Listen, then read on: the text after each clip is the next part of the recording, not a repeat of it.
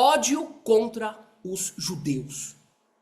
Um dos fenômenos humanos, psicológicos, antropológicos mais misteriosos da história.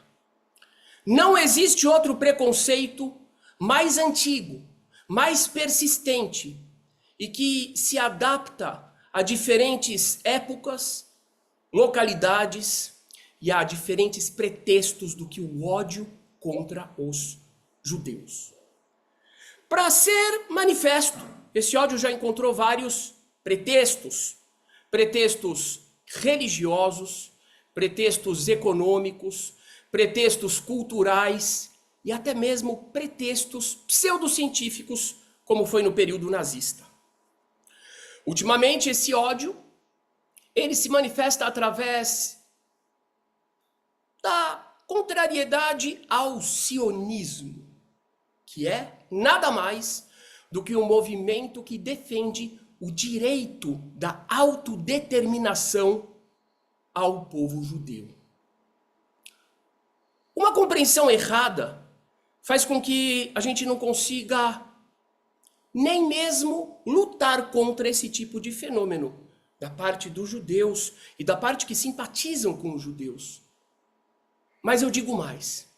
E uma das coisas mais importantes e interessantes que a gente vai trazer hoje, como conclusão, é que a compreensão desse ódio pode ajudar inúmeras pessoas que têm esse ódio, que alimentam esse ódio dentro de si, em maior ou menor dimensão, a compreenderem a si mesmas, de modo a ressignificar.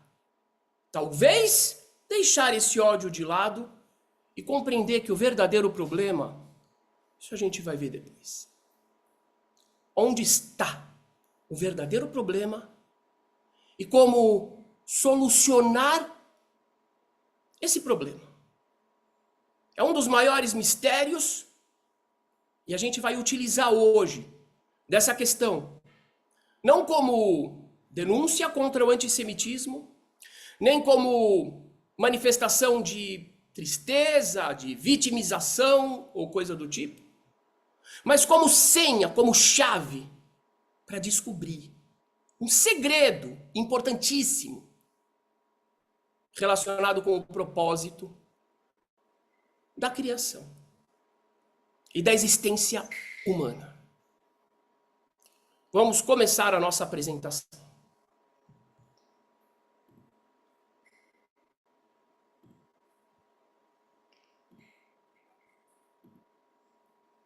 Vamos começar aqui com um pressuposto. A gente vai partir desse princípio, ok? Mesmo para aqueles que não concordam, a gente vai partir desse princípio. Conforme a Torá, os judeus, o povo de Israel, os israelitas, foram escolhidos por Deus.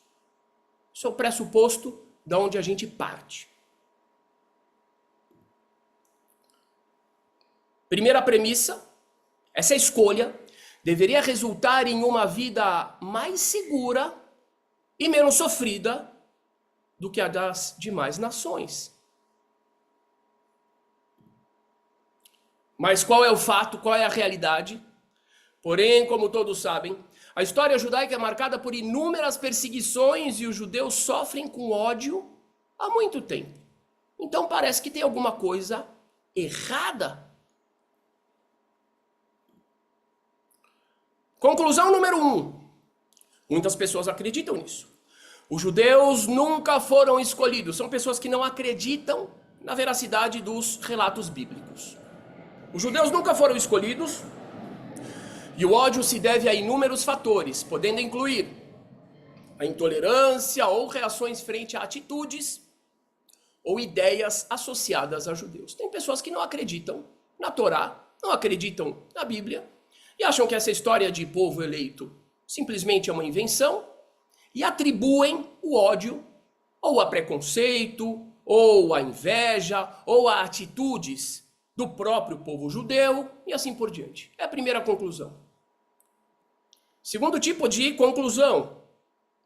Os judeus foram escolhidos e depois foram dispensados. Essa ideia existe em várias religiões, ela é chamada de dispensacionismo. Terceira, os judeus foram escolhidos e quando se desviam de Deus são punidos através de ataques de outras nações. As outras nações têm raiva e inveja e por isso perseguem os judeus. Primeiro, quando a gente fala outras nações, é claro que a gente não está generalizando. A gente está se referindo àquelas cujas lideranças são mobilizadas a atacar o povo judeu, como aconteceu várias vezes durante a história. Então vamos lá. Agora, a tese, muito mais do que uma tese. E vocês vão ver isso e vão decidir isso no final da apresentação. Os judeus foram escolhidos para uma função que a priori já envolvia ser um povo amado, mas também odiado. Ou seja, não há surpresa com esse ódio. Pessoas que conhecem a Torá, pessoas que conhecem a psicologia da Torá, pessoas que conhecem a antropologia da Torá, que é muito mais sofisticada do que simplesmente uma questão de crenças e dogmas, compreendem o que eu estou falando. Então, a partir de agora, eu vou mostrar para vocês, por meio de documentos históricos, que o ódio aos judeus não é um ódio comum. E todos os ódios, todos os preconceitos são condenáveis. Mas o ódio aos judeus não é de uma qualidade comum. E que talvez, eu quero ver a sua opinião depois aqui nos comentários, talvez tenha um sentido muito maior e muito mais revelador por trás. Vamos pegar aqui algumas premissas que a gente ouve bastante, principalmente nas redes sociais. Se Deus ama os judeus porque eles são sempre atacados, os judeus arrumam problemas em todos os lugares que vão, e é por isso que são expulsos de todos os lugares. E aí a gente vai ter de todos os cantos falas diferentes. Alguns vão dizer que Israel sofre porque é um país fundamentado em cima de ideias religiosas, intolerantes. E outros, ao mesmo tempo, dizem, no comentário logo depois, que não, que Israel sofre porque os judeus ali permitem que exista casamentos entre homens e coisas do tipo. Então vamos lá, agora a gente vai para a parte 1. Primeiro elemento, revelador. Isso aqui é um fato científico. Não estamos falando aqui de crença nem de dogmas. Protagonismo. Devido a questões religiosas, históricas ou culturais, o povo judeu ocupa um espaço de destaque na mente das pessoas. Isso significa que quando você abordar alguém perguntando o que essa pessoa acha do povo judeu, a maioria das pessoas terá algo a dizer. Seja positivo, seja negativo. Isso não vem dessa geração. E nem da geração passada. Isso vem de mais de 3.500 anos. Então vamos ver o que grandes pensadores, grandes ícones da humanidade disseram a respeito do povo judeu. Voltaire. Os judeus continuam existindo. Onde estão os fenícios, egípcios, caldeus, assírios, babilônios, cartaginenses? Eles desapareceram. Mas os judeus permanecem. Goethe, um dos maiores pensadores alemães do século XIX. Os judeus têm uma antiga e respeitável história, uma história que remonta a séculos. O que eles realizam com espírito firme e com perseverança é uma verdadeira contribuição para a humanidade. Heinrich Heine foi um dos maiores ícones na Alemanha também, período anterior ao nazismo, ícone cultural. O judeu é um homem do futuro. Ele é a única raça que sobreviveu ao caos das civilizações. Seu espírito nunca foi corrompido e ele tem sido o eterno portador da luz do monoteísmo. Gandhi, Os judeus, com sua inquebrantável perseverança e resistência ao longo dos séculos, demonstraram um exemplo de coragem e sobrevivência. Eles possuem uma grande capacidade de se manterem fiéis às suas tradições e à sua fé. E para terminar, Albert Einstein. O povo judeu é uma das mais importantes fontes de força e de moralidade na história da humanidade. Sua longa tradição de sabedoria e sua contribuição para o pensamento universal não podem ser subestimadas. E a essas a gente poderia somar milhares de declarações de grandíssimos ícones da história humana, falando a respeito da centralidade do povo judeu como um elemento indispensável para a evolução da humanidade. Por outro lado, a gente também tem um outro tipo de protagonismo. Existem aqueles que dizem que os judeus são maus, são manipuladores, mandam na mídia, na política, na ONU, nas indústrias, no sistema bancário. Os judeus estão por trás do Estado Islâmico, do Hamas, do Hezbollah. Os judeus... Hitler era judeu, os judeus que causaram o Holocausto, os judeus criaram o comunismo, os judeus são escravagistas. E são pessoas que colocam o judeu no centro de todas as manipulações da humanidade. Isso também é uma forma de expressar o protagonismo do povo judeu, ainda que de forma completamente inadequada.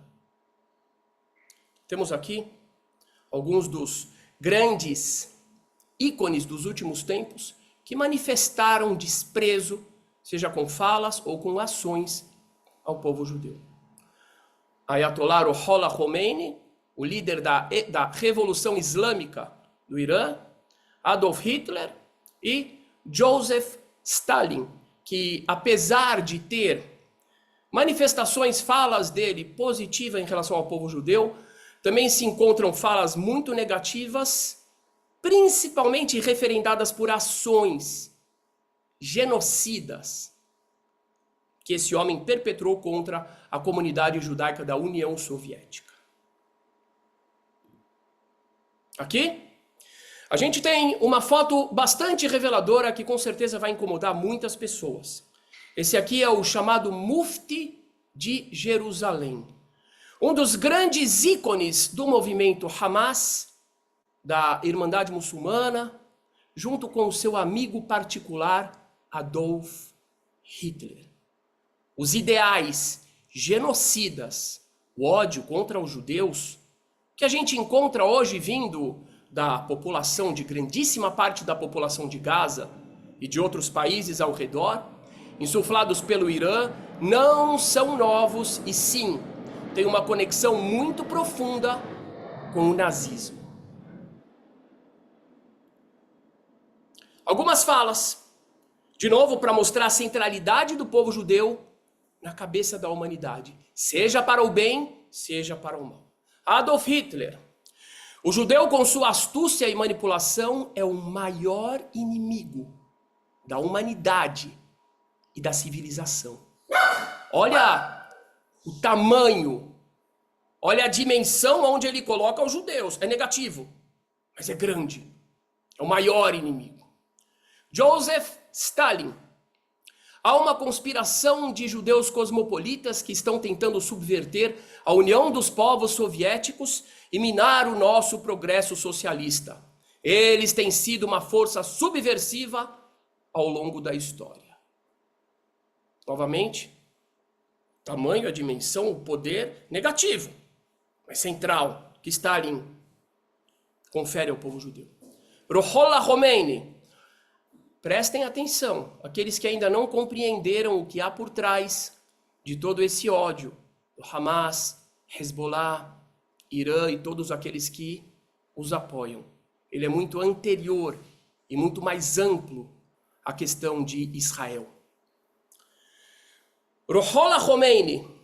A questão judaica é uma questão a ser resolvida, pois é a raiz de todos os problemas da humanidade.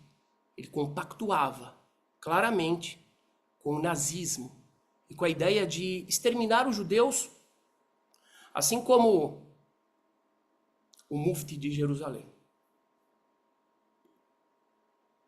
Amin al-Husseini, o próprio mufti de Jerusalém. Os judeus representam uma ameaça à nossa religião islâmica, nossa civilização e nossa cultura. Eles devem ser eliminados da face da terra. Quem ainda acha que o que motiva Hamas é simplesmente uma questão territorial, não. É um ódio, é uma aversão, é a existência dos judeus. Os árabes devem unir-se para acabar com esta praga. Então vejam só, o protagonismo dos judeus, para o bem, são considerados por grandíssimos ícones da humanidade como centrais para a evolução humana, e para o mal, são os culpados por tudo o que há de negativo. Essa centralidade já mostra haver algo diferente, não convencional e não natural, na forma como o povo judeu é visto. O que diz a Torá sobre isso? Será que ela dizia que haveria realmente esse tipo de percepção nos demais povos? Quando o povo judeu, quando o povo de Israel ainda estava ali como um broto em formação? A Torá diz o seguinte em Números 23:9: Kimerosh tsurim areno, pois do alto dos rochedos vejo Israel, e dos montes o contemplo. Esse é o ponto que nos interessa. Presta atenção. Eis que é povo que habita só e não será considerado entre as nações. E a Torá está falando isso quando? Quando o povo ainda estava no deserto, após o êxodo do Egito, quando ainda era um povo desconhecido, um povo menor, nem era um povo direito. Povo que habita só e não será considerado entre as nações, ou seja, ele será considerado uma exceção. Para o bem ou para o mal. Vejam que coisa impressionante. E a gente está só começando. Se prepare para o que vem aí. Segunda questão muito importante. O sucesso desproporcional do povo judeu. Os judeus são 0,2% da população mundial e detêm mais de 20% dos prêmios Nobel. 54% dos campeões de xadrez são judeus. Pelo menos 139 dos 400 homens listados como os mais ricos da revista Forbes são judeus. Sendo que nos Estados Unidos os judeus são, creio que, 0,05% da população. Judeus são o grupo religioso com maior número de anos de estudo. Metade dos 25 filantropos mais generosos dos Estados Unidos são judeus e poucos doam para grupos judeus. Vejam esse destaque. E existe aqui uma quantidade de itens e de situações infinitas, inúmeras, para mostrar como que o povo judeu misteriosamente ocupa o topo de vários dos rankings relacionados com conhecimento, prosperidade, empreendedorismo. Isso também é um mistério. Junto com o mistério que a gente falou antes, do protagonismo.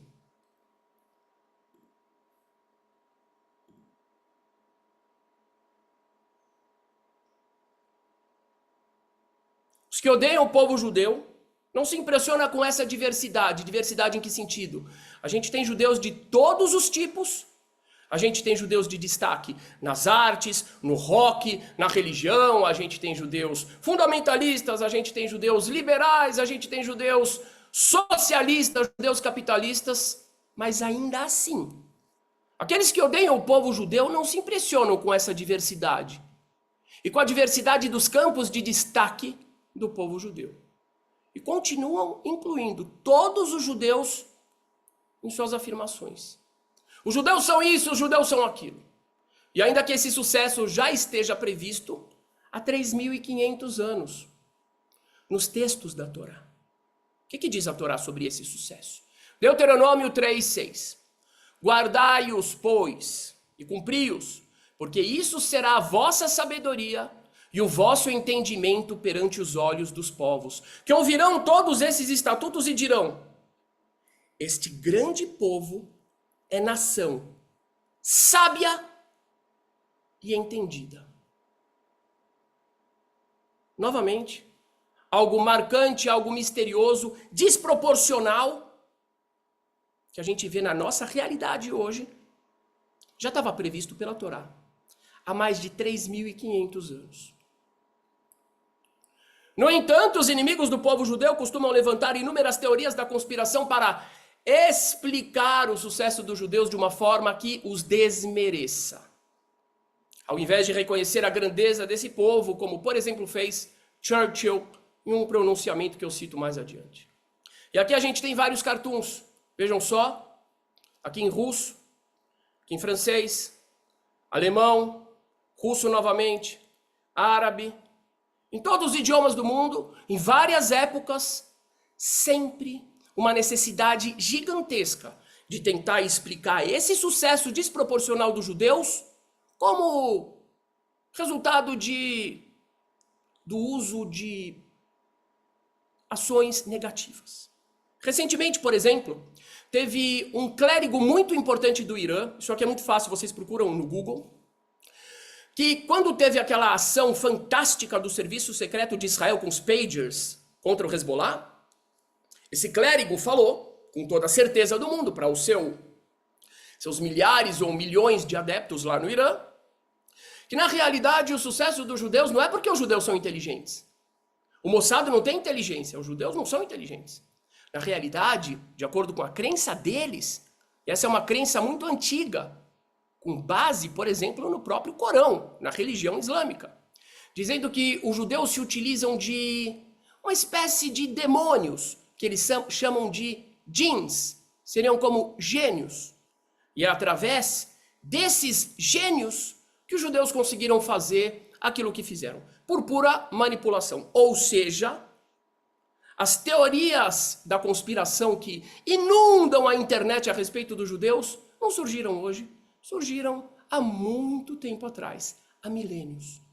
É uma tentativa de explicar algo aparentemente sobrenatural. Como é que o povo mais disperso, mais assassinado, mais estigmatizado, mais forçado a se converter, mais espalhado, com o exílio mais duradouro da história, como é que ele consegue estar nos topos de prosperidade, de sabedoria, de inteligência? Como? A Torá explica de uma forma, e aqueles que têm ódio ao povo judeu sempre tentam explicar isso com teorias da conspiração. Então, primeira coisa que a gente precisa deixar claro, os judeus ocupam um lugar de destaque para o bem ou para o mal. Isso já mostra algo diferente, algo que aponta talvez para um mistério. A segunda coisa que a gente viu, que eu não citei aqui, é a desproporcionalidade em relação às realizações. O protagonismo em relação às realizações. Segunda coisa que a gente vai olhar aqui para ver como se trata de um ódio desproporcional, que não pode ser explicado como somente mais um dos tristes ódios que existem na humanidade. A crueldade contra o povo judeu, durante todas as épocas, ela sempre foi muito marcante, expressando um ódio difícil de se explicar. Então, vamos começar aqui, por exemplo, por alguns dos inquisidores. Estamos falando do século XV. Alonso de Espina, um clérigo, um padre. Os judeus são piores do que os cães. Eles devem ser queimados para que o mal em seu sangue seja erradicado. Não há perdão para aqueles que permanecem infiéis. Frei Diego de Deza. Deve-se torturar até que o corpo se rasgue, até que as almas dos hereges confessem e se entreguem à misericórdia de Deus. A chama da fogueira limpará o que a tortura não conseguiu. Olha o nível de crueldade. Há de se torturar o corpo até que rasgue. Isso foi feito durante o período da Inquisição. Ruhollah Khomeini, o líder da Revolução Islâmica do Irã, que está por trás, inclusive, desse último ataque do Hamas, Hezbollah e etc. Vamos ver o que há por trás. Se é, como eles dizem, não, é só uma luta por terras, ou se de fato há um fundamento religioso com muito ódio contra todos os judeus, incluindo mulheres e crianças. Os judeus são as forças do mal e sempre têm tentado corromper a verdade do Islã. O Islã deve estar em alerta constante contra as suas artimanhas. Olha a dimensão do ódio. Não é somente um desprezo. É um ódio proporcional ao protagonismo que essas pessoas oferem aos judeus como povo. Aqui a gente tem Joseph Mengele, em Marchemont. Ele era um alto oficial nazista que trabalhava com pesquisas científicas. E vamos ver um pouquinho dos relatos a respeito das experiências que ele fazia com crianças judias levadas ao campo de concentração. Obcecado pelos segredos da genética humana, Joseph Mengele tinha cobaias favoritas, gêmeos. Quando chegavam ao campo de concentração de Auschwitz, na Polônia, irmãos desse tipo eram logo separados dos prisioneiros. Recebiam regalias, exames de saúde, refeições mais completas, brinquedos, acomodação isolada, mas logo a tortura começava. Mengele também pretendia aumentar o índice de gêmeos na população. Se eles representavam a raça considerada superior pelos nazistas, podiam povoar mais rapidamente o mundo com seres puros. Ou seja, ele queria descobrir por que alguém tinha gêmeos. E se ele descobrisse geneticamente como fazer com que a pessoa tivesse mais gêmeos, então eles iam fomentar entre os nazistas, entre os alemães, que se consideravam a raça superior, gestações que tivessem 2, 3, 4 filhos, para aumentar o número de arianos no mundo. Dessa forma, no campo de concentração, ele obrigava irmãs gêmeas a ter relações com irmãos gêmeos e até casais de gêmeos a fazer sexo entre si. Mengele queria determinar que características humanas eram genéticas e se elas podiam ser modificadas. Por exemplo, ele injetava tinta nos olhos dos gêmeos para tentar alterar a pigmentação da íris. Quando as cobaias não lhe eram mais úteis, Mengele as matava, arrancava os olhos e os expunha na parede da sala. A crueldade de Mengele contra os judeus, com foco nas crianças, tem muitos registros na internet. E se você quiser conhecer mais a respeito, é só procurar. Mais um elemento importante é a antiguidade desse fenômeno. Então a gente já tem aqui o protagonismo dos judeus desproporcional, as realizações também completamente desproporcionais aos seus números e também a todos os reveses que sofreu durante a história. E agora mais um elemento apontando para o mistério, para a anomalia que há por trás desse ódio. A antiguidade. A gente pode ver aqui, desde os relatos bíblicos da Torá, a perseguição no Egito. Aqui a gente vê, muito tempo depois, mas ainda há muito tempo atrás, os romanos comemorando o espólio que eles tiraram depois de queimar, assassinar uma quantidade gigantesca de judeus em Israel e destruir o templo sagrado. Um ódio antigo. Antiguidade, persistência, constância. Mesmo mudando o contexto. Porque Se fosse só um preconceito, com o tempo, esse convívio que mostra tratar-se de pessoas normais e diversas, iria acabar com o preconceito. Mas não. Outra coisa importante, além da gente falar da antiguidade, existiu sempre uma obsessão dos grandes impérios e tiranos contra o povo judeu. Então aqui a gente tem as primeiras manifestações escritas antigas referentes ao povo judeu, vindas de fora. Aqui a gente tem a estela de Tel Dan, onde o rei de Damasco, vejam só a Síria, estamos falando da mesma região, dos mesmos países, ele estava se gabando de ter acabado com Israel. Esse é o registro que ficou em pé. E esse aqui é o mais antigo, é um registro antiquíssimo do Egito, se chama Estela de Merneptah. Inclusive no museu do nosso querido irmão Rodrigo Silva, aqui em São Paulo, no estado de São Paulo, a gente tem uma réplica maravilhosa dessa pedra e eu recomendo a visita. E aqui o faraó, ele se gaba novamente, dizendo o quê? O povo de Israel não existe mais, acabei com eles. Então a gente tem algo aqui incrível. A antiguidade desse fenômeno, desse ódio. E ao mesmo tempo, como que os maiores impérios sempre tiveram como objetivo extirpar a existência do povo judeu. Isso não é misterioso? Babilônia, Pérsia, Roma. Aqui a gente tem algo impressionante que a maioria dos brasileiros desconhece. A gente tem uma propaganda medieval. Onde que é isso? Isso aqui fica na fachada oeste da Catedral de Notre-Dame, em Paris. E aqui o que a gente tem nessa representação? Na fachada da igreja. Século XIII.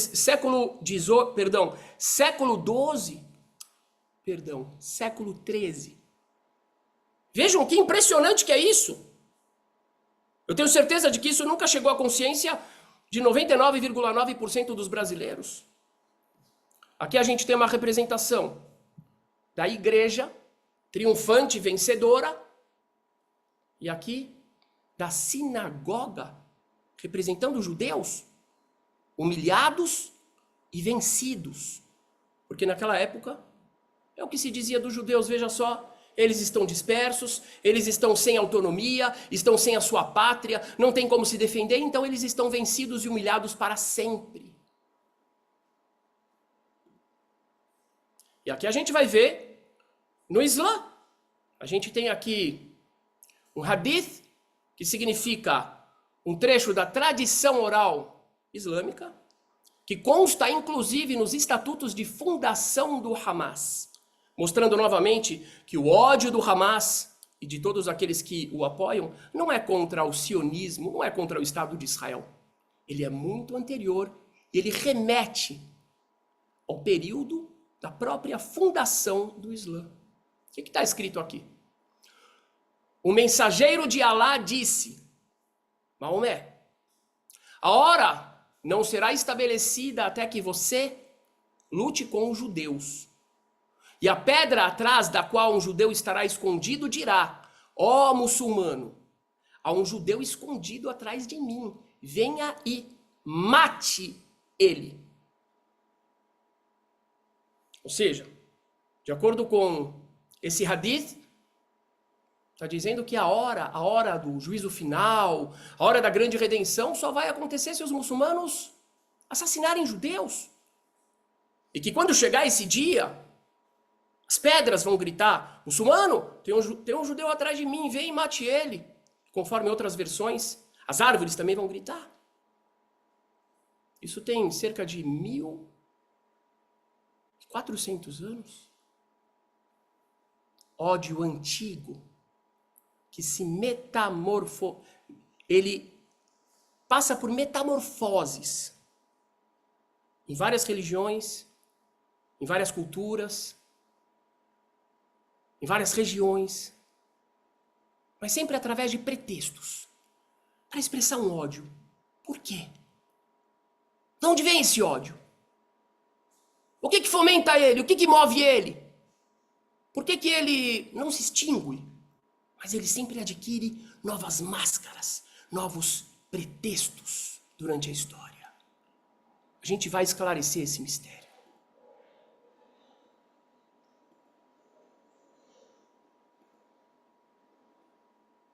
Aqui algumas fotos de um dos massacres que houve no período do Holocausto. Agora, prestem atenção, eu vou passar muito rapidamente por essa lista. Isso aqui é uma linha do tempo das perseguições que os judeus sofreram até 1948. Obviamente, isso aqui é um resumo do resumo do resumo, porque ninguém tem como saber exatamente todas as perseguições. Isso aqui está na Wikipedia, ou foi baseado no que está na Wikipedia. Eu simplesmente resumi. Aqui a gente começa no ano 740 antes da Era Comum. Aqui vai até o ano 399, depois da Era Comum. 408 até 694. E por aí vai.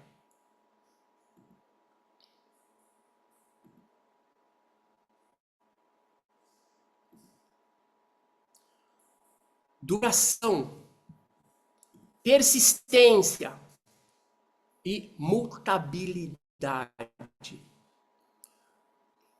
O ódio, a dimensão do ódio, a antiguidade, o protagonismo dos judeus, a centralidade para o bem ou para o mal, as realizações desproporcionais, tudo isso aponta para algo não convencional, para algo misterioso. Contradição e adaptabilidade, prestem bem atenção, que isso aqui é muito revelador. É um ódio que ele pode ser justificado por uma afirmação e o seu inverso, exatamente o contrário dessa afirmação. Então vamos pegar aqui Chamberlain, que foi um escritor, um pensador britânico, que escreveu bastante sobre o racismo, e Adolf Hitler. Vamos ver o que os dois falam no mesmo período. Hitler. Os judeus se isolam em guetos longe da sociedade, recusando-se a integrar e viver entre os outros povos. Houston, que ele, quando eu falo contemporâneos, é porque de fato ele chegou a viver um pouco no período de Hitler. E ele diz o seguinte: os judeus estão se infiltrando nas sociedades europeias, diluindo nossa cultura e nossa identidade racial, o que ameaça a pureza das nações. Então vejam só que coisa explícita, gritante. Hitler condena os judeus porque eles se isolam em guetos. Enquanto Chamberlain, ele condena os judeus porque os judeus estão entrando dentro da sociedade, participando da sociedade europeia.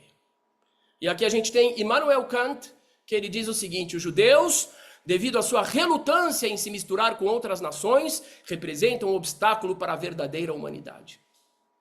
É incrível como que isso aqui escancara o quão ilógico é o ódio aos judeus.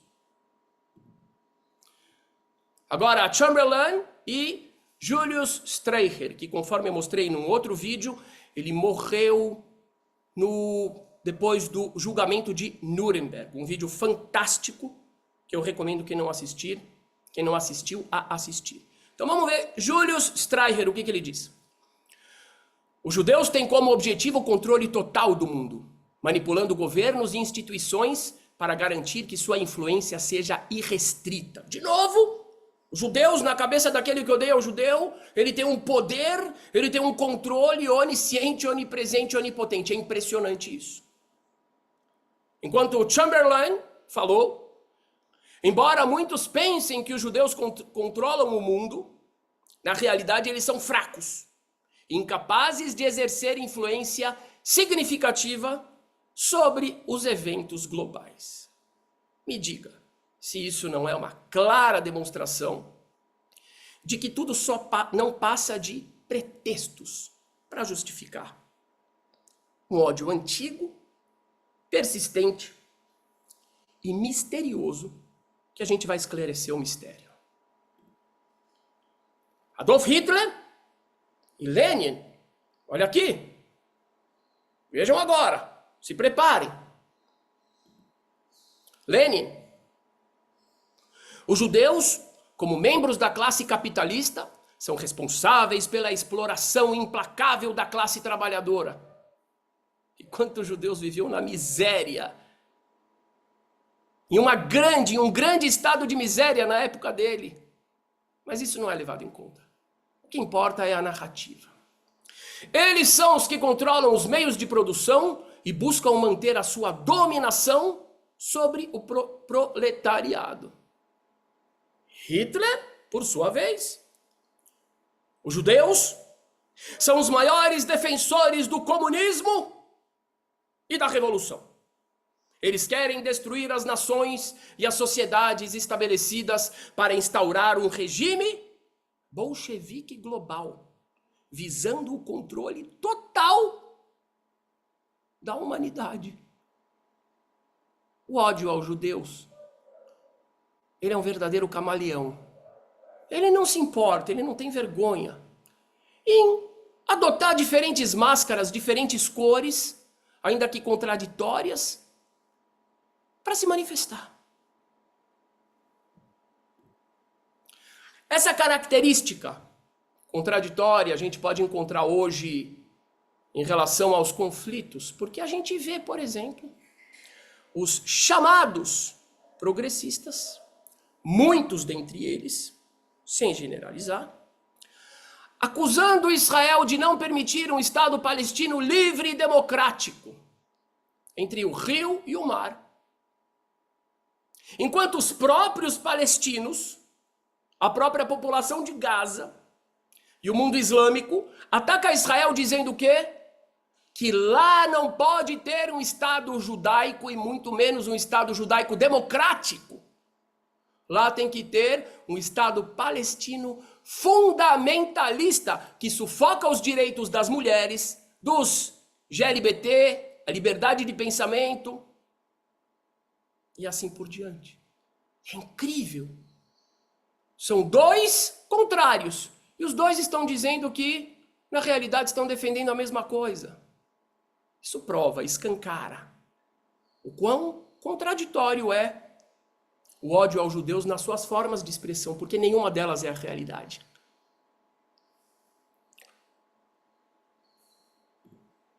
Então, quando nós temos conflitos entre Israel e os árabes, no caso Gaza, a gente vai ver aqui o pessoal LGBT, feministas, direitos humanos, etc, etc, etc, em defesa e se importando, ou fingindo que se importam bastante com o povo de Gaza. Bom, essa imagem aqui fala mais do que 1 bilhão de palavras.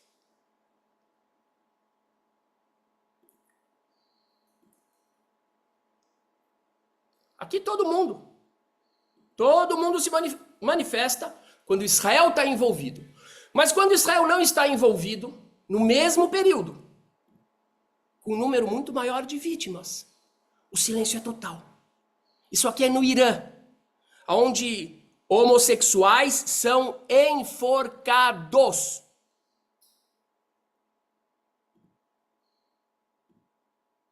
Aqui a gente vê cristãos entre os mais de 1.000 mortos na Síria junto com os alauítas em uma verdadeira limpeza étnica. Massacre, centenas de cristãos são mortos em 24 horas na Síria. Dezenas de mulheres violadas e queimadas na República Democrática do Congo. Violentadas e queimadas até a morte.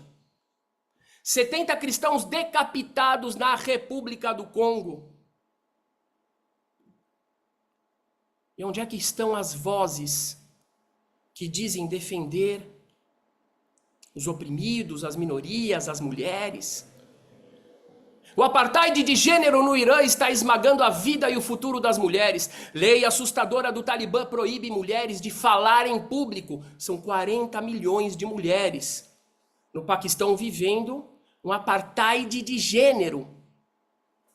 E nenhum grupo político ocidental, nenhum daqueles que se dizem regressistas que tenham voz, nenhum grupo de direitos humanos, governos, não falam absolutamente nada em defesa dessas mulheres, dessas crianças, desses homens. Afeganistão, o tratamento do Talibã de mulheres e meninas deve ser investigado como crime contra a humanidade de perseguição de gênero. E essa é a resposta que nós temos dos grandes grupos de direitos humanos, progressistas, ONGs de LGBT, feministas, defesa do menor, etc, etc, etc. Silêncio total. São dezenas de milhões de pessoas sofrendo com esse extremismo. O mesmo extremismo que está por trás do ódio do Hamas, do ódio do Irã, do Hezbollah, contra a existência de Israel, ainda que seja ao lado de um suposto Estado palestino.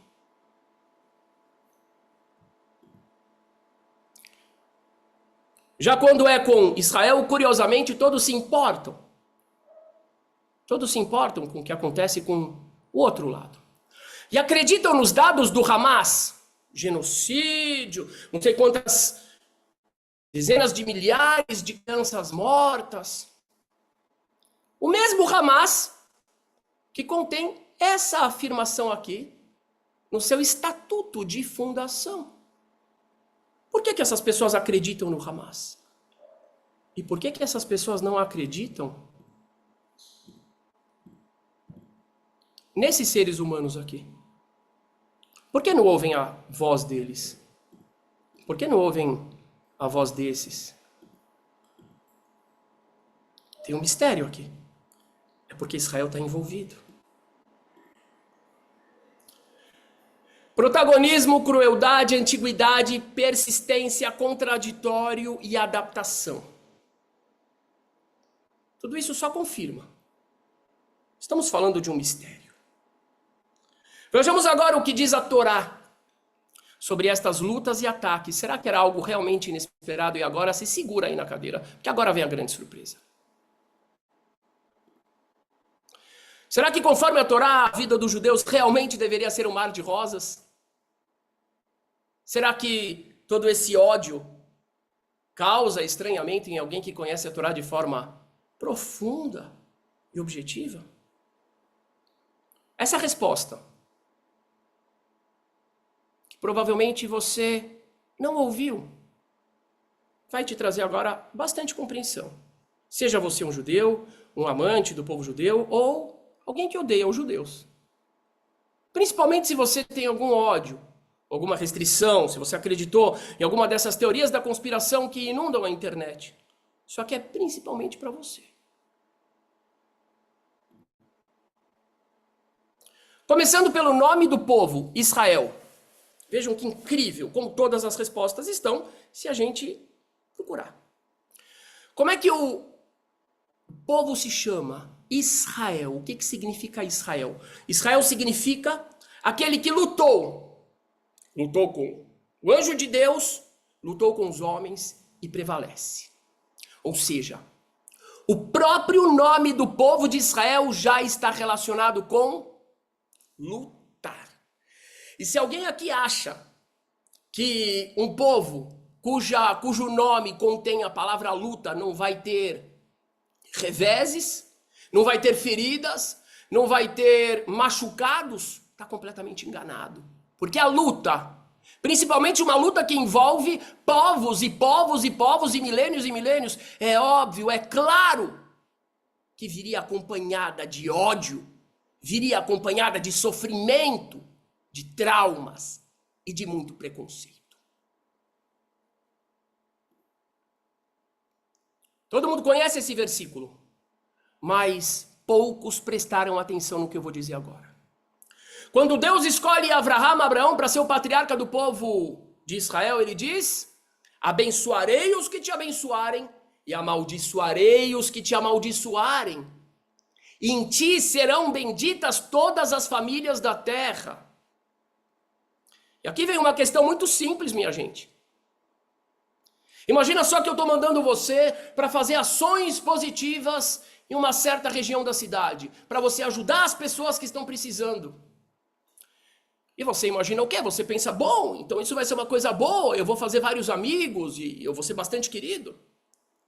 Mas eu digo para você, com o mesmo peso que você vai ser abençoado, você vai ser amaldiçoado. Isso significa que a missão que Deus deu para Abraão seria uma missão que provocaria reações de ódio, reações contrárias, reações violentas e muitas vezes cruéis, incluídas aqui na palavra amaldiçoar. Então a gente vê aqui que no nome já temos luta, que na própria missão a gente já tem a oposição daqueles que seriam o público-alvo para essa missão. Ódio, maldição. Outra coisa que, agora eu tenho certeza que muitos de vocês terão a mente aberta, os olhos abertos e vão falar, uau! Sim.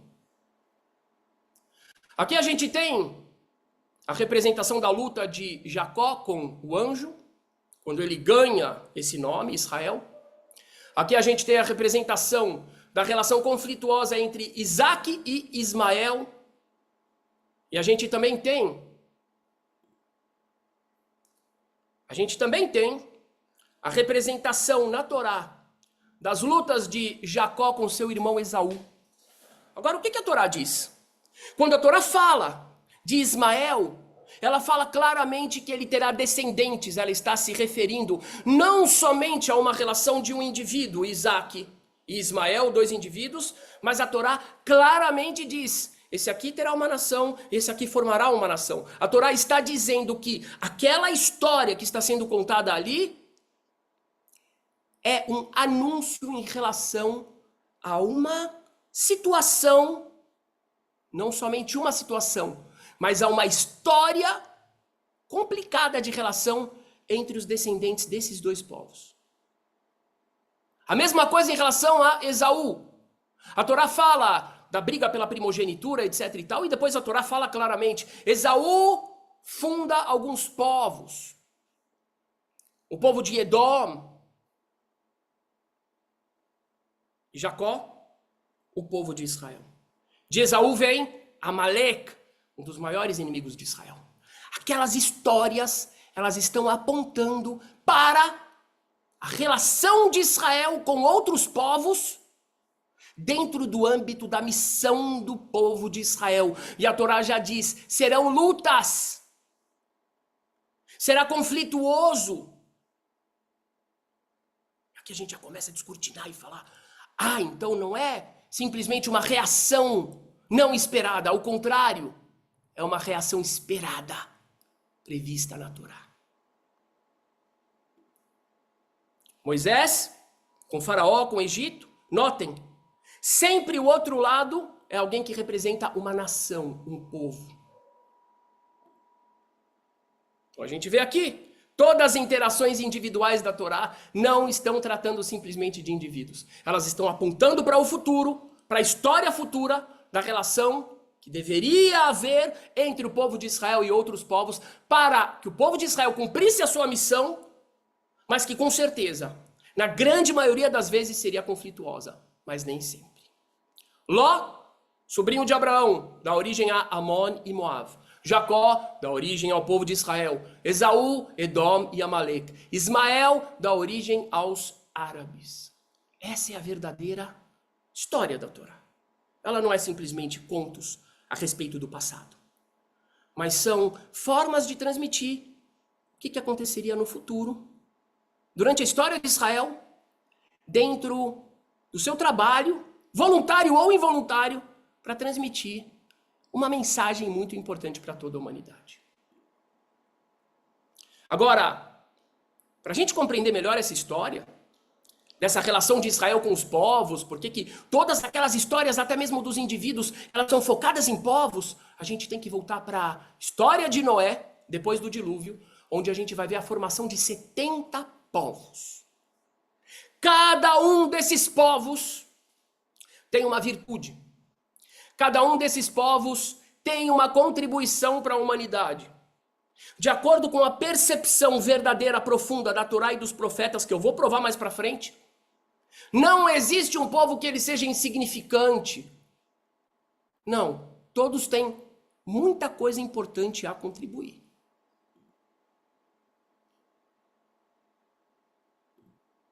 Então tem povos que se destacam pela questão tecnológica, engenharia, vamos pegar os gregos, por exemplo, os romanos, matemática, agronomia, pintura, desenho, culinária, pecuária, legislação, etc. e etc.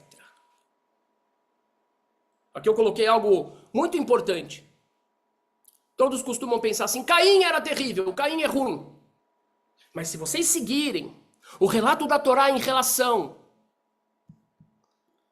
às próximas gerações de Caim, a 7ª geração de Caim, vai ser uma geração maravilhosa. Não relacionada diretamente com o mundo espiritual e ético, mas com a tecnologia. Eles vão inventar, eles vão desenvolver a agricultura, a pecuária, eles vão desenvolver a metalurgia, a música, a arte. Essa é a verdadeira compreensão da Torá. E é dentro dessa relação de Israel, dos povos, que vem a missão do povo de Israel, somada à missão de cada povo. Mas a missão de Israel incomoda.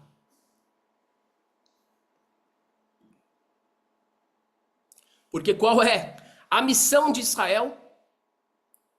É mostrar para os demais povos que todo ser humano foi criado à imagem e semelhança de Deus. Todo ser humano tem a capacidade divina dentro de si. Mas aí tem um probleminha. Qual é o problema? O problema é que para você viver de acordo com essa ética divina, você vai ter que abandonar muitos dos instintos mais primitivos e mais fortes da carne e da emoção. E a partir do momento que aparece um povo com destaque, com uma missão, pessoas que são falhas como as outras, que também erram como as outras, e de repente vem com uma demanda tão atraente, tão grandiosa, mostrando que existe uma bênção, uma grande parte daqueles que ouvem podem até se interessar, mas se incomodam. Imagina só, eu vou ter que parar de usar a minha força bruta para impor a minha visão sobre a minha família, sobre a minha mulher, sobre os meus filhos. Eu vou ter que parar de descartar filhos que eu não quero, por exemplo, antes de chegar à influência da Torá. Na Arábia, por exemplo, na região da Arábia, no Hejaz, havia um costume cruel, que inclusive está anotado no próprio Corão. Muitos árabes, quando tinham filhas, não queriam filhas, queriam filhos, porque os filhos são guerreiros, são trabalhadores, enterravam essas filhas vivas. A crueldade que era normal, que era permitida entre as diferentes tribos árabes, por exemplo, quando tinha uma batalha contra as outras, era terrível. Quando se pegava uma pessoa, quando se pegava alguém da outra tribo, os massacres, os abusos, se eram com mulheres, eram abusos sexuais completamente permitidos.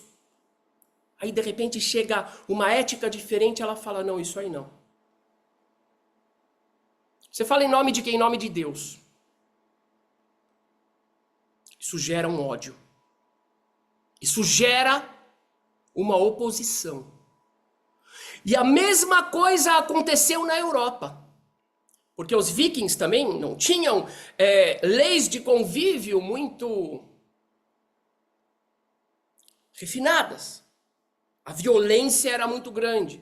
A violência contra o outro ser humano, a violência contra a mulher, tudo isso era normal, não existia nada que dissesse é proibido fazer isso, isso era normal. E cada povo com a sua grandiosidade, com a sua contribuição, mas o povo de Israel chega através das leis éticas e começa a dizer o seguinte: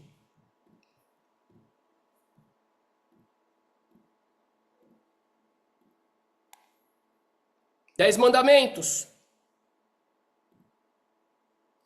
Um dia por semana você tem que dar folga para o seu servo, para a sua serva. É o que existia na época. Tem que dar folga. Um dia por semana você precisa deixar o seu animal descansando. Não pode colocar o boi no arado. Não pode colocar carga no burro. Imagina o ódio que isso começa a gerar em muita gente. Abra sua mão para o pobre, estende ao necessitado as suas mãos. Honra teu pai e tua mãe. O estrangeiro residente entre vocês deve ser tratado como nativo. Ame-o como a si mesmo, pois vocês foram estrangeiros no Egito. Levítico 19:34. Isso incomoda? Mas é claro que se fosse qualquer pessoa, qualquer povo que estivesse propondo isso, não seria tão levado em conta. Mas o povo de Israel sempre teve essa aura, sempre teve essa realização desproporcional que a gente viu ali nos rankings. Isso fazia com que eles fossem escutados, que prestassem atenção a eles, mas ao mesmo tempo em que era fascinante aquela mensagem, ela incomodava muito. Porque, principalmente, os donos do poder iam ter que ceder à força bruta, que lhes conferia a oportunidade, a possibilidade de vivenciar todos os seus instintos e o seu ego da forma que bem lhes conviesse. O famoso, amarás ao próximo como a ti mesmo, Levítico 19:18. Isso aqui, minha gente, para a maioria das pessoas hoje em dia pode parecer tudo muito simples. Mas na realidade, principalmente naqueles tempos, era uma grande provocação. Incomodava, porque tirava todas aquelas pessoas da zona de conforto. Até então, do que se tratava a religiosidade de uma pessoa? Ora, você acredita nos deuses? Você dá ofertas para eles.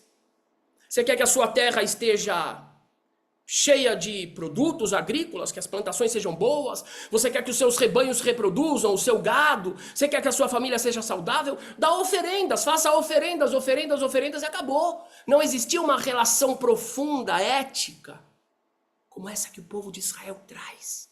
Como eu falei antes, é só pesquisar a respeito dos costumes que haviam naquelas regiões antes da chegada da influência dos ensinamentos da Torá.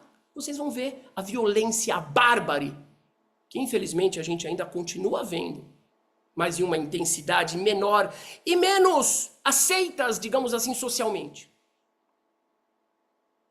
A chegada da mensagem portada pelo povo de Israel incomodou e muito.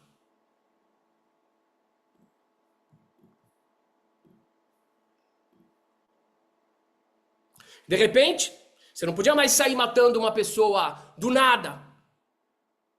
Se fosse autodefesa, etc., é uma situação diferente. Mas aqui pegar uma pessoa, por exemplo, um prisioneiro da outra tribo, como costumam inclusive fazer hoje em dia, e a gente sabe disso. Você não pode sair matando. E de repente vem a regra trazida pela Torá. Quem derramar sangue de um ser humano pelo ser humano, seu sangue será derramado. Imagina os vikings, como é que reagiriam a isso? Por exemplo. E também as tribos árabes. Porque a imagem de Deus, o ser humano foi criado. Só que foi uma grande novidade. Isso gerou muito ódio e muita oposição aos judeus lá atrás. Prestem atenção agora, você que chegou até aqui. Valeu a pena. Presta atenção. Como esse ódio e essa oposição não são por causa de sionismo, de Israel, de religião, de raça. Não, isso aqui é antigo, já estava previsto há muito tempo. No nome do povo de Israel, na missão, quando Deus diz para Abraão que irão amaldiçoá-lo por sua missão também. Salmo 83 diz o seguinte, Salmo de Asaf. Ó Deus, não te emudeças, não fique em silêncio, nem te detenhas, ó Deus. Vê como se agitam os teus inimigos, como os teus adversários te desafiam de cabeça erguida. Quem é adversário de Deus? Não, você pensa que é adversário do povo judeu, do povo de Israel. Não, isso é só uma fachada, é uma máscara. Na realidade, é uma aversão, é uma oposição aos valores que Deus está transmitindo através desse povo. Por isso que o Salmo chama eles de inimigos de Deus. Com astúcia conspiram contra o teu povo, tramam contra aqueles que são o teu tesouro. Agora presta atenção. Eles dizem: venham, vamos destruí-los como nação, para que o nome de Israel não seja mais lembrado. Isso aqui é uma categoria completamente diferente de todo tipo de preconceito e discriminação. Aqui existe um esforço, um interesse em fazer com que o nome de Israel não seja mais lembrado. Vamos apagar a existência desse nome. Por quê? Porque esse nome traz uma outra perspectiva. A vida tem um propósito. Todos os seres humanos são criados à imagem e semelhança de Deus. A força bruta não pode se impor. E é justamente por isso que um povo tão pequeno, o povo mais violentado, o povo mais disperso, o povo que sofreu mais assédios para se converterem a outras religiões, pessoas foram martirizadas para se manter na sua fé, o povo mais assassinado da história, mais estigmatizado da história, o povo contra o qual existe o maior número de teorias da conspiração desde a época do faraó, se nega a se entregar à força bruta. E não somente se nega a se entregar à força bruta, mas faz questão, através da realização da capacidade divina, que está relacionada com o intelecto, que está relacionada com o coletivo, de estar no topo de todas as métricas que falam a respeito da evolução que o ser humano consegue através do intelecto. Vamos acabar com o povo de Israel, disseram eles, no Salmo. Vamos apagar o nome deles da memória. Isso ecoa justamente aquilo que está naquela escritura, naquela pedra, naquela estela, onde o faraó diz: acabei com Israel, Israel não existe mais. Incrível. Ou naquela outra pedra de Damasco, a gente vê uma verdadeira obsessão em acabar com o povo de Israel. Mas normalmente isso é mascarado com pretextos. Hoje em dia, a gente vê a união, por exemplo, de dois opostos, jihadistas, que são homofóbicos, misóginos, fundamentalistas, contra o Estado laico, unindo-se a grupos que se dizem defensores de feminismo, de LGBT, do Estado laico, do aborto. E ambos, veja se isso é só acaso, uma mera coincidência. Ambos têm como objetivo o quê? Acabar. Acabar com o Estado que se chama como? Israel. Isso não é novo. Isso já está no Salmo. Está na estela de Teldan. Está na estela de Merneptah. Está na história do faraó. Isso não é novo. Segue.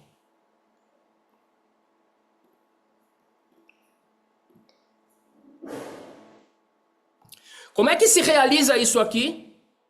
Venham, vamos destruí-lo como nação, para que o nome de Israel não seja mais lembrado. Incrível como que essas palavras aqui lembram exatamente o pretexto do Hamas para atacar Israel. Disseram que era por causa da mesquita, que ocupa o lugar do templo sagrado do povo de Israel. O que eles disseram? Vamos nos apossar da morada de Deus, ou seja, vamos acabar com Israel. Vamos destruir Israel.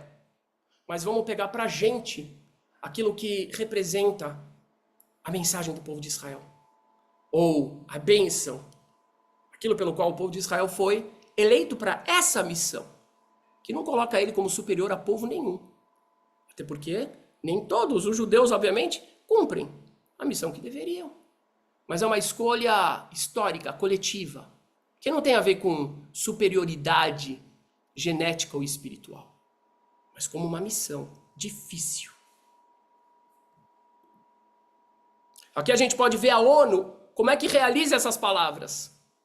Vejam só. Entre 2015 e 2020, isso aqui com certeza aumentou muito, muito, muito. A gente tem 100 condenações da Assembleia Geral da ONU contra Israel versus 66 condenações a todo o resto do mundo. Completamente desproporcional. Aqui a gente vê resoluções nomeando países que violariam direitos humanos. O que a gente vê aqui? Tudo isso é contra Israel. E aqui a gente tem um pouquinho de denúncias contra o Irã, Coreia do Norte, Rússia, Síria, China nenhuma, é óbvio. É claro, não tem sombra de dúvidas de que isso aqui já estava anunciado aqui. Vamos tirar a legitimidade deles. Vamos destruí-los como nação para que o nome de Israel não seja mais lembrado. Mais uma reação. Vamos ver as palavras de Adolf Hitler. Diante do ensino que o povo de Israel traz, os judeus infligiram 2 feridas ao mundo: a circuncisão para o corpo e a consciência para a alma. E eu venho para libertar a humanidade de seus grilhões.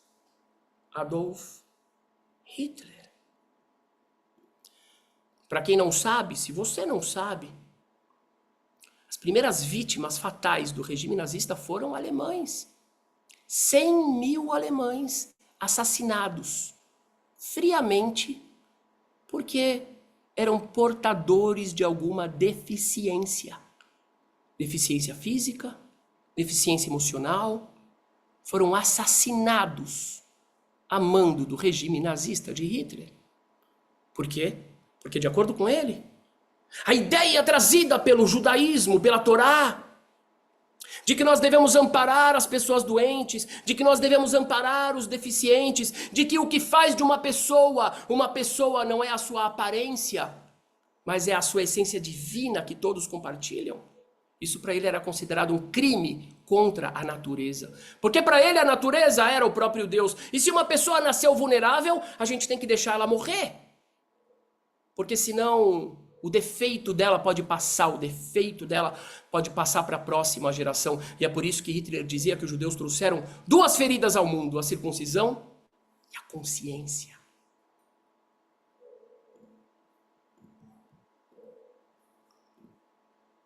Aqui, a gente vê os nazistas medindo o nariz, medindo a orelha, para falar sobre a raça das pessoas. Porque eles eram completamente contrários e, na realidade, era isso que mais incomodava aquelas consciências ou aquelas faltas de consciências. Como é que esse povo diz que todos são divinos? Claro que não são todos divinos. Olha, aqueles ali são feios, aqueles ali são desproporcionais, aqueles ali não têm olhos azuis e nem cabelos loiros. Veja aqui o que o Hitler fala no seu livro Mein Kampf. Na América, em países como o Brasil, está falando da gente.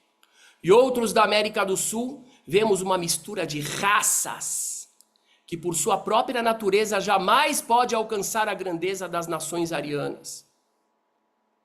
Essas raças híbridas, compostas por índios e negros, não têm a capacidade de produzir uma cultura superior como a dos povos da Europa. E é óbvio que o Hitler ficava possesso com o povo de Israel. Um povo que tem desde o seu DNA os casamentos de Moisés com uma mulher negra, o casamento de Josué com uma cananita, o casamento de Judá e Eudá, o patriarca da tribo, com uma cananita, o casamento de José com uma egípcia. Tem desde os seus primórdios essa miscigenação, mostrando o quê? Mostrando que na realidade o que faz de um ser humano grandioso não é a sua cor e nem a sua genética, mas a sua alma. Esse é o verdadeiro motivo da oposição de Hitler ao povo judeu. Aqui Freud disse algo importantíssimo nesse livro, Mal-Estar na Civilização. A civilização, o que é civilização? Regras de comportamento, não matar, não roubar, não testemunhar em falso, que tem como marco os 10 mandamentos. Produz mal-estar nos indivíduos, porque tolhe os seus instintos. É óbvio que a missão de Abraham, ela produziria mal-estar nos indivíduos, nas nações, porque tolhe os instintos.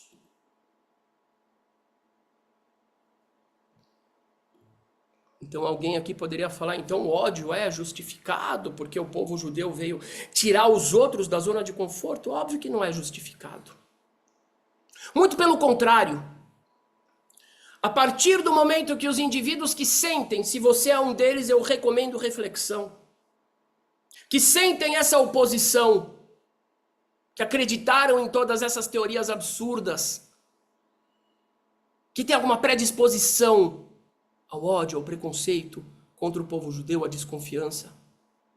A partir do momento que você refletir realmente sobre tudo isso que foi falado, demonstrando que, na verdade, os motivos para esse ódio, religiosos, científicos, geográficos, políticos, nada mais são do que pretextos, e que na realidade existe uma oposição muito antiga ao que esse povo veio trazer. Eu tenho certeza absoluta que muitas pessoas vão se libertar desse ódio e perceber que foram engambeladas por outras pessoas. Pessoas que não são contrárias a esses princípios. E outras que no fundo vão parar e vão falar, realmente essa ideia me incomoda. E é daí que vem o ódio. E os meus motivos nada mais são do que máscaras e pretextos. Porque a maioria das pessoas não quer dizer, eu tenho ódio porque o erro está comigo. Sigamos.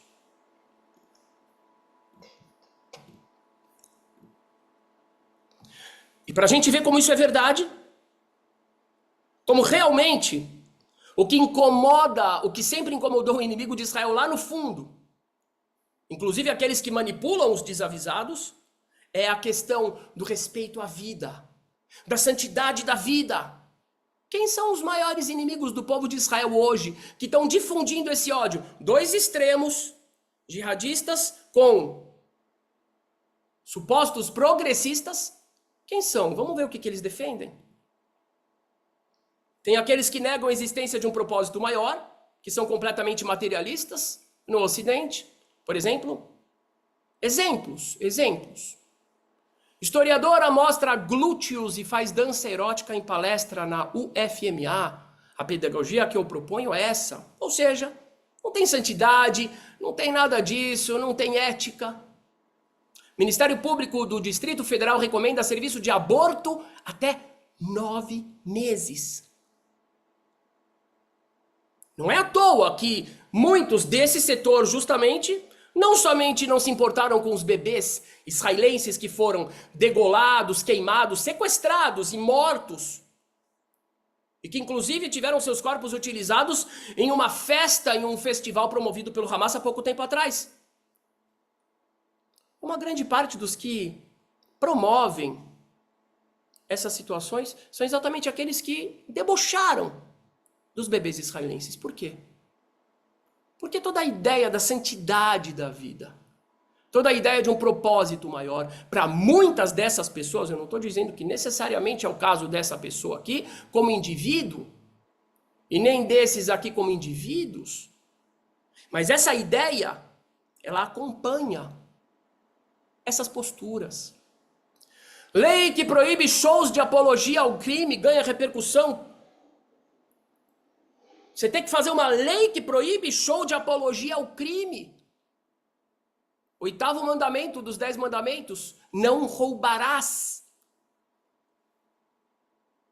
E relembre traições marcantes das novelas. A gente sabe que as novelas há muito tempo, Hollywood e companhia, vem instilando a destruição de todos esses valores relacionados com a revelação divina através da Torá, relacionados com a santidade da vida humana, das relações. Esse é um lado. É um lado que está relacionado com a bestialidade, com caminhar para trás. Eu não sei porque tem pessoas que defendem várias dessas ideias de forma radical e chamam a si mesmas de progressistas. O progresso da humanidade foi deixar a bestialidade para trás. Foi deixar a obsessão pelo corpo, por tudo que é material, para trás. E promover o intelecto, e promover as relações, e promover um autocontrole das emoções, sem extirpar o instinto, mas colocando ele a serviço. E quem é o outro lado? São os que têm feito tudo isso. Assassinado alauítas na Síria, pessoas do seu próprio povo, da sua própria genética, da sua própria religião. Assassinado cristãos na Síria, árabes também. Massacrado pessoas no Congo, degolando, violentando. Esse extremismo, esse fundamentalismo gigantesco, defendido pelo Hamas, e não só pelo Hamas, mas pela grandíssima maioria da população de Gaza.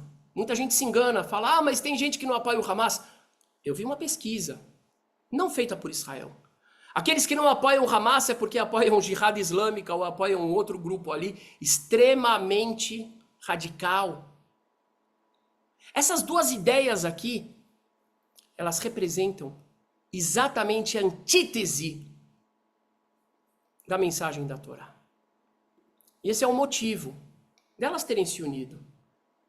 E esse é o motivo de sempre os maiores opositores do povo de Israel representarem os regimes mais violentos e destrutivos, inclusive contra seus próprios povos. Agora, muita gente pode estar dizendo aqui, mas o povo judeu então é uma testemunha? É uma testemunha.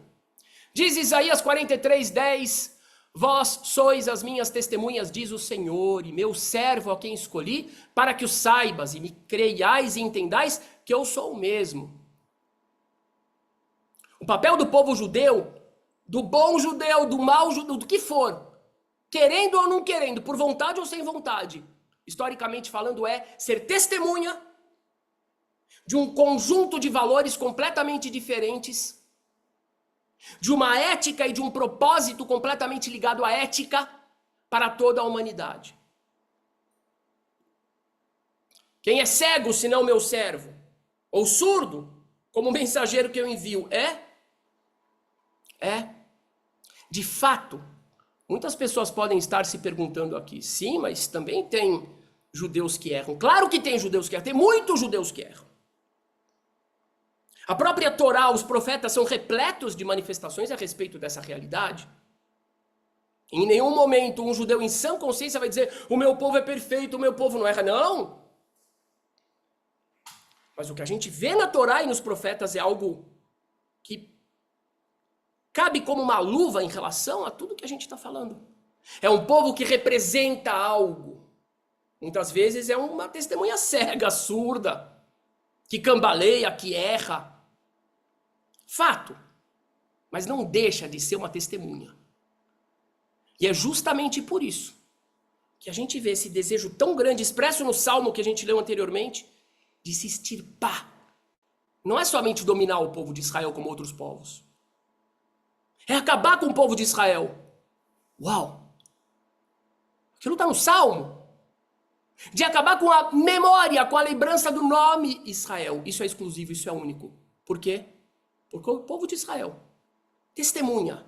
É uma testemunha a respeito da existência de uma existência transcendental. Com uma ética transcendental. E com um propósito. Onde cada um vai prestar contas a respeito daquilo que fez. Inclusive os próprios judeus. Agora a gente vai rumando para a conclusão. Da mesma forma que a gente via nas escrituras que os profetas de Israel, claro, eles geravam incômodo em vários dos israelitas que batiam, prendiam, é a mesma relação. É exatamente a mesma relação. Agora, Como a gente começou com a questão das nações e que essa função do povo de Israel está relacionada com os povos e nações desde o início, e a gente viu isso no seu nome, a gente viu nas histórias da Torá que apontavam para a relação e para as lutas com nações, a gente viu que o próprio Abraão foi advertido de que a missão maravilhosa dele iria atrair maldições também de outros povos. O final, a redenção, o desfecho da história também está relacionado muito claramente com a relação do povo de Israel com outras nações. Primeiro está escrito o seguinte, Ezequiel 20:35, vou levá-los ao deserto dos povos e ali entrarei em juízo com vocês face a face. O próprio acertar de contas do Eterno com o povo de Israel é chamado de deserto dos povos. Há uma relação com os povos. Presta atenção.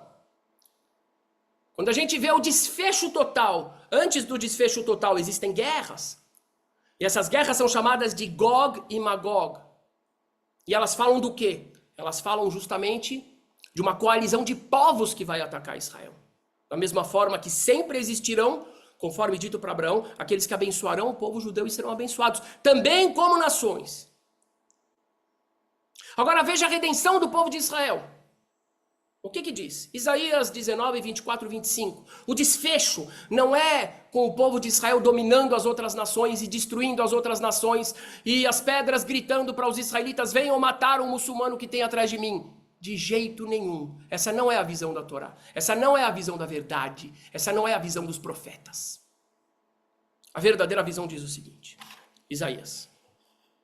Naquele dia, Israel será o terceiro com os egípcios e os assírios, ou seja, os povos serão mantidos porque os povos encarnam ideias, ideais que obviamente têm o seu lado bom. A redenção não é acabar com os outros, a redenção é permitir com que cada um consiga atingir o seu melhor.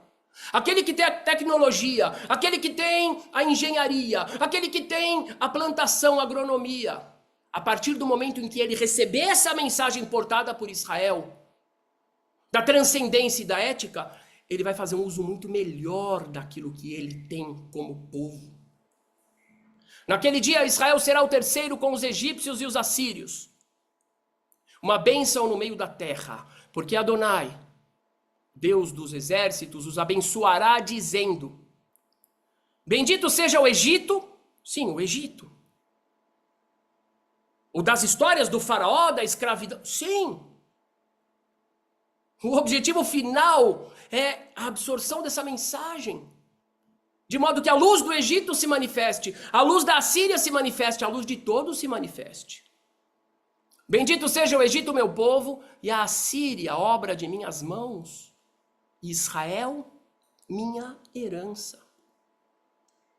Ou no profeta Tsefaniah, em português, Zofonias, porque então darei lábios puros aos povos, todos os povos, para que todos invoquem o nome de Adonai, para que o sirvam com um mesmo espírito. Mas cada povo vai se manter o povo, por quê? Porque todos têm o seu valor. Agora, de fato, a missão do povo de Israel é uma missão difícil, que ela visa o benefício de todos. Ela tem como consequência o reconhecimento de muitos. Mas sem dúvida alguma, como está escrito no próprio nome, isso envolve lutas. Como está escrito na própria declaração de Deus para Abraão a respeito da missão dele, isso envolve ser odiado. Mesmo por aqueles que uma hora ou outra serão beneficiados com essas mensagens.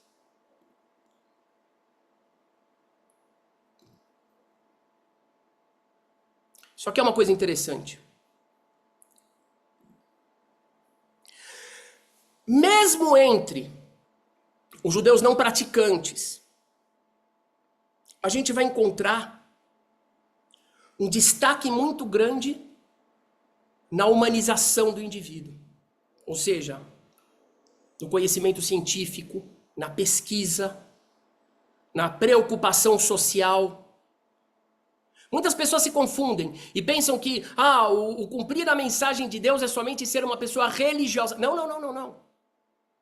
A mensagem do povo de Israel, ela é uma mensagem que visa uma humanização cada vez maior do indivíduo, muito bem representada por um povo, que é o mais perseguido da história, o mais discriminado, o mais assassinado, e que ainda assim ocupa, como eu já falei, o topo de rankings relacionados ao conhecimento, ao estudo, à colaboração, ao empreendimento e à pesquisa. Isso é parte dessa humanização, a não brutalização.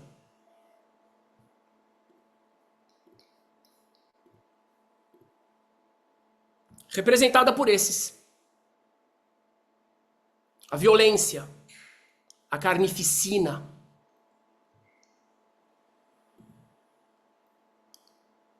Aqui rapidamente eu vou falar, porque é importante. Aqui a gente tem Maneto, aqui a gente tem Apio de Alexandria aqui em cima. Eles foram dos primeiros que começaram na Grécia a falar mal dos judeus. E a gente está falando justamente em qual período? No período em que os judeus estavam mais causando fascínio nos gregos. Por quê? Porque a Septuaginta, a Torá, tinha sido traduzida para o grego a pedido de um monarca helenista. E aquilo começou a gerar uma atração muito grande.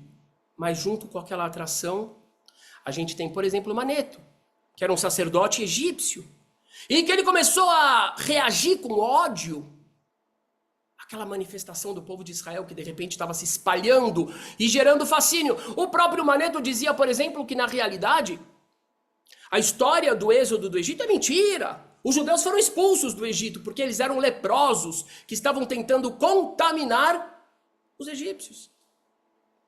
E vários daqueles pensadores, que de fato eram grandes pensadores em vários assuntos, começaram a atribuir características terríveis aos judeus.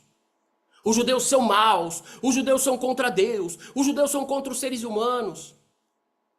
Isso foi transmitido de geração em geração. Apio falou, o Maneto falou, mas quando a gente vai olhar os detalhes, o que eles chamavam de desumano? Os judeus não gostavam de participar dos ritos religiosos deles.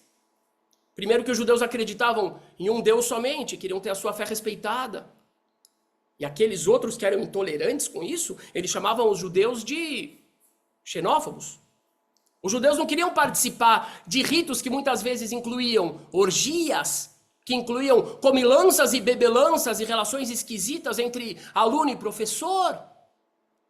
Isso tudo, para aqueles homens, era chamado de ser contra a civilização, ser contra o ser humano, ser contra Deus. E aquilo foi mantido e transmitido de geração em geração, e cada vez com um pretexto diferente. Partindo do princípio de que o que eles falaram lá atrás era certo. Ainda que a maioria das pessoas que recebem isso como certo, se soubessem o contexto, diriam, não, eu estou com os judeus.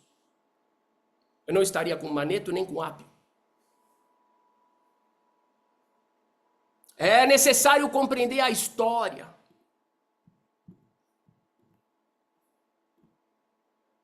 Para entender o fenômeno. Concluindo, a realidade a respeito do ódio contra os judeus é que o motivo principal dele não é religioso. O motivo principal dele não é político. Não é territorial. A origem desse ódio não é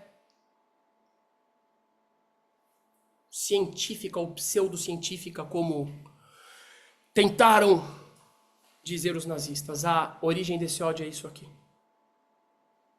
Jacó, o terceiro patriarca de Israel, era um ser humano. Um ser humano que nasceu numa família incrível. O avô dele era Abraão, a avó Sara, pai Isaac, a mãe Rebeca, Jacó. Mas o nome que ele nasce é Yaakov, que significa calcanhar. O calcanhar representa a parte mais inferior do corpo do ser humano. Ela não está somente embaixo, ela está atrás. Ela está atrás dos dedos do pé. Os dedos do pé estão indo para frente, o calcanhar está atrás. Quando ele recebe esse nome, o significado é O ser humano, ele pode se manter. A vida inteira, ele pode viver 60, 70, 80, 120 anos sobre a face da Terra e se manter a parte inferior, posterior do ser humano. Inferior, anterior do ser humano. Você pode ser só o instinto, você pode ser só a sua fome, você pode ser só o seu desejo sexual, você pode ser só o seu desejo de poder, de domínio, você pode ser a manifestação da sua raiva. E com um pouco do intelecto, todo mundo pode, se quiser. Só que você não será nada mais do que um leão, um gorila, um cachorro, um lobo, uma hiena. Porque todos esses atributos, fome, sede, cansaço, sexo, diversão, todos esses atributos também estão relacionados com a existência primitiva e instintiva dos animais. Mas a grande mensagem, a grande provocação, que não são os judeus que trouxeram, ou os judeus foram apenas um canal. Mas a grande mensagem do Criador, aquele que criou todos os seres humanos, a sua projeção e semelhança é: você pode ser Israel, no sentido essencial da palavra, não no sentido necessariamente nacional do povo, mas você pode superar. Você pode lutar contra todos os limites que foram impostos para você, todos os limites sociais, todos os limites físicos, todos os limites étnicos, econômicos, financeiros, numéricos. Você pode lutar e você pode superar e você pode vencer e você pode sim se tornar um ser de carne e osso, que come, que deseja, que dorme, mas que supera tudo isso e que manifesta através da sua existência algo muito maior, algo divino, algo que pertence ao eterno e ao infinito.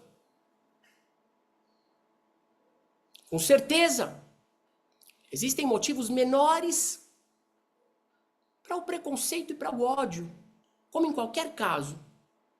Mas a crueldade, a antiguidade, o protagonismo, a persistência, a relação com os impérios, a contradição, as contradições, os diferentes pretextos, tudo isso aponta para o fato de que o ódio contra os judeus não é um simples ódio e tem um motivo muito maior por trás, que não tem como foco real os judeus, mas essa proposta tão atraente de se tornar divino enquanto humano, mas também tão incômoda para os nossos instintos mais primitivos e egoístas. Essa é a verdadeira fonte do ódio contra os judeus. Na realidade, é um ódio contra si mesmo. O ódio contra os judeus, na realidade, na sua essência, tirando os motivos periféricos e menores, nada mais é do que um ódio contra essa proposta que diz para o ser humano: supere as suas limitações e revele a sua dimensão divina.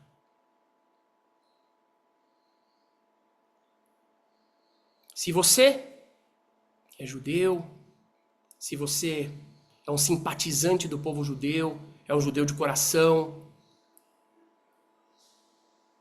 fica essa reflexão para você compreender, inclusive, como lidar com essa situação. E não ficar tão chocado, porque agora você já sabe que esse ódio é a realização, é a confirmação daquilo que já estava previsto pela Torá há muito tempo. É parte, faz parte. E aprenda a dialogar melhor com essa realidade. Aprenda a argumentar melhor com essa realidade. Ajude as pessoas a abrirem os seus olhos a respeito disso. E se você é uma pessoa que nutre ódio, que nutre preconceito, que tem incômodos em relação ao povo judeu, eu estou muito feliz que você ficou até o fim dessa apresentação. Eu recomendo a você, assiste de novo.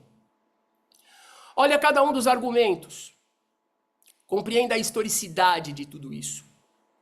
Compreenda a psicologia de tudo isso. E sim, veja também a sabedoria milenar da Torá e como que tudo isso estava previsto, estava desenhado.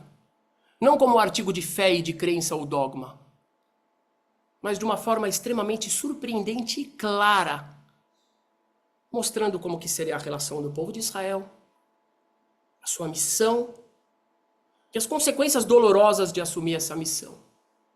Mas, principalmente, os frutos e nas flores a serem colhidas depois que todos tiverem sucesso em revelar a sua própria essência. A essência de todos, que é divina, que é sobre-humana.